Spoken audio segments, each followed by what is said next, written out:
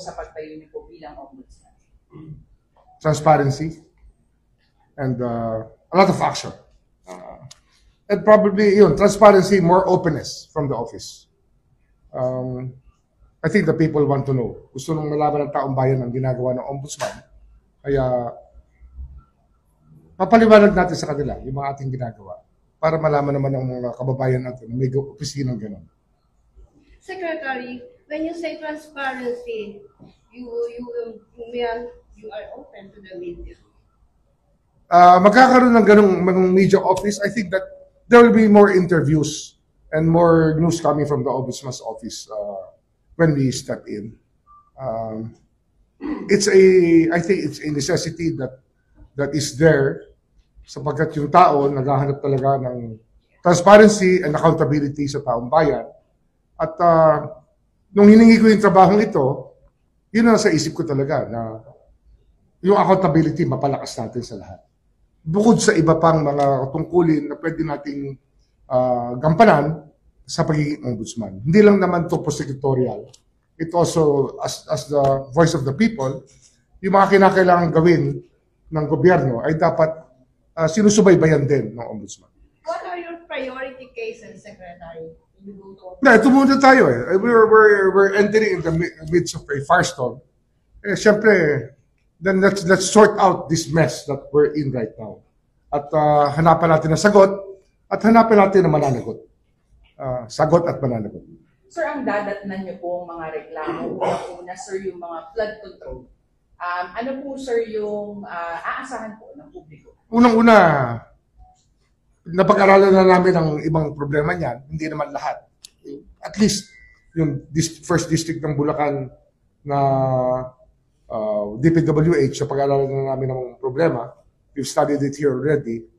So, ang mahalaga kasi dyan ngayon sa rules ng ombudsman, may fact-finding. I-validate namin lahat ng data na sasubmit. Yung mga final na ICI, yung na-file ifa-file ng DOJ with regards to those above salary grade 27 and above.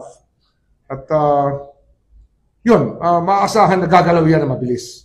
At susubukan natin pabilisin ang proseso. Kasi nga, hindi naman ito lihim na sa atin. Alam na natin ang nangyari. Kaya pabibilisan natin ang kaunti ito. Sir, ano pong advantage na kayo po ay nakatutok din dun sa kasong ito dito po sa DOJ?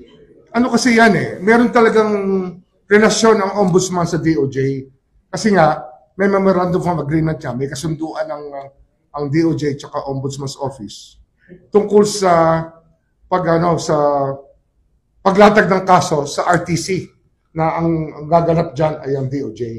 Ito yung mga salary grade below 27. Ito yung mga pwedeng usigin ng DOJ. Kaya tuloy-tuloy ang relationship na to. Tuloy-tuloy ito at marahil ay gagawin pa ng ibang refinement para mas mabilis ang proseso.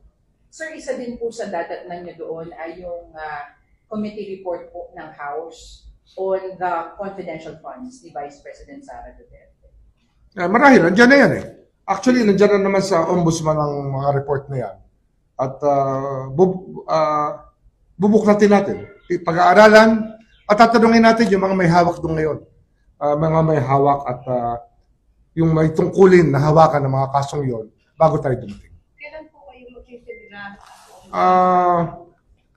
Meron pa ako mga inaayos dito.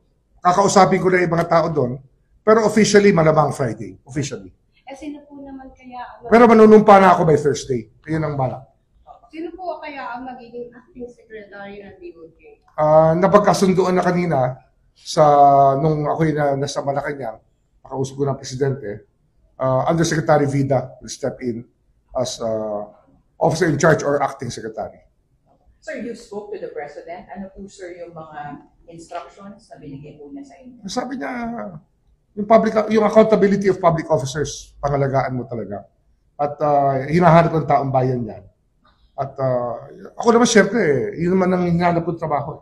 Yun ang aking hiningin trabaho sa kanya. Kaya nagkasundo naman kami dyan sa bagay na yan. At marami pang iba na kinakailangan gampanan para mapabuti natin ang takbo ng ating bansa. Sir, nung nag-a-apply pa lang po kayo bilang ombudsman, marami na pong mga kritiko, yung nagsasalita. Senator Amy Marcos is saying na pag kayo raw po ay naupo, asahan na raw po ang mga kaso laban daw po sa mga Duterte at sa mga aliado nito. Alam nyo, nung naging DOJ Secretary ako, ang unang-una kong tinanggal, weaponization ng batas. And it will not be weaponized. Sisiguraduhin ko sa lahat yan. Wala itong sisinuhin. Ang trabaho ng ombudsman para sa buong Pilipinas, hindi sa isang kampo ng politika. Kaya wala tayong sisinuhin dito. Sir, yung DOJ policy na evaluate muna ang kaso file to weed out yung mga nuisance cases, will you be adopting the same sa ombudsman? Siyempre, dapat taasan ang standard. Sabi ko nga, dapat mawala yung weaponization ng office.